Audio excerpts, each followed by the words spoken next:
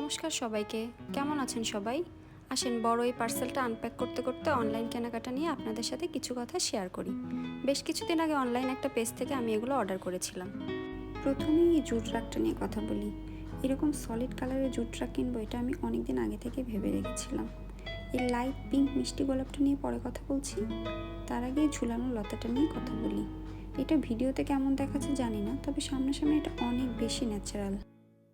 আর বেগুনি ফুলগুলোর কী নাম আমার জানা নেই, তবে এগুলো বেশ সুন্দর, ঘরের যে কোনো কর্নারে ঝুলিয়ে দেওয়া যাবে। তারপরে আসি সাদা এই পর্তুলিকার কাছে, সাথে সিগ্রাসের ফ্লাওয়ার ভাস। একসাথে দুইটার কম্বিনেশন কেমন লাগছে আপনারাই বলুন তো। এরপরে এই যে অর্ডারের মধ্যে সবচেয়ে সুন্দর মনে হয় লতানো গোলাপটা, যেটা আমি আমার বেতের আয়নায় লাগাবো ভেবে কিনেছি। কি সুন্দর মিষ্টি একটা কালার, তাই না?